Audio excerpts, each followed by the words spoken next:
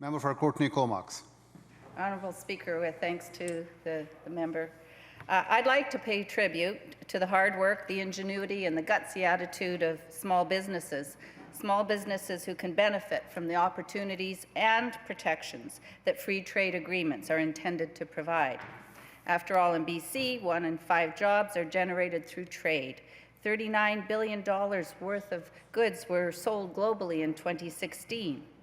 Small business represents 98% of all businesses in BC, and collectively they create over 1 million jobs. In 2015, there were 388,500 small businesses in BC, with over 80% operating with less than 5 employees. This government is working to build a strong economy in every corner of the province. Where small businesses thrive, workers have well-paying jobs, and people have the opportunity to reach their full potential. With the kind of statistics I just outlined, it is clear that supporting small businesses to succeed, first at home and then on to distant horizons, will mean a better BC for everyone. The Canadian Free Trade Agreement website outlines the top 5 benefits of the New Deal. I'd like to focus on the benefit to local businesses. To quote the CFTA, it will help Canadian businesses scale up at home so they can more effectively compete globally. So, Honourable Speaker, may the House please consider the recent rollout of the Ministry of Agriculture's $5 million Fruit Tree Competitiveness Fund. Family-run orchards and the sector as a whole will be supported to modernize their practices and share their oh-so-delicious apples, cherries, and other fruits with more customers at home and around the world.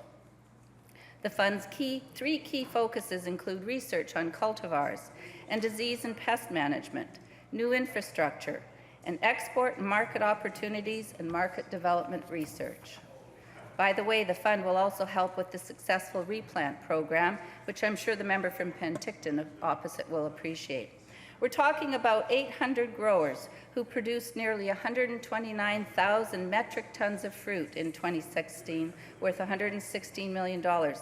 This sector is challenged in the marketplace, and this fund is shining a light to a bright future for the fruit tree sector at home and abroad.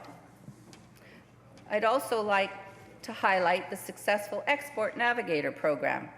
36 agribusinesses, 21 manufacturers, consumer goods, and clean tech businesses topped the more than 100 BC businesses that were helped to navigate the export process and access the right services to expand their local businesses and create new, well-paying jobs in their communities.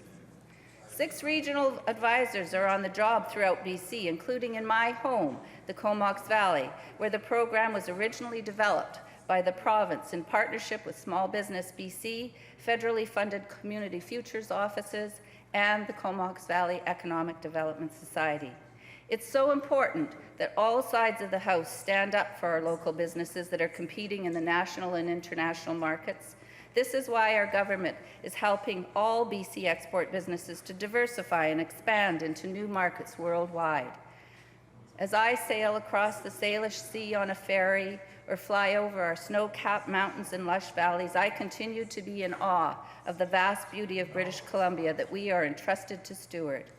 As we move further into the 21st century and strive towards a more sustainable, low-carbon economy, it is critical that we support our local businesses to innovate, embrace technology, and diversify so that our businesses and economy are better placed to withstand whatever challenges the future may hold.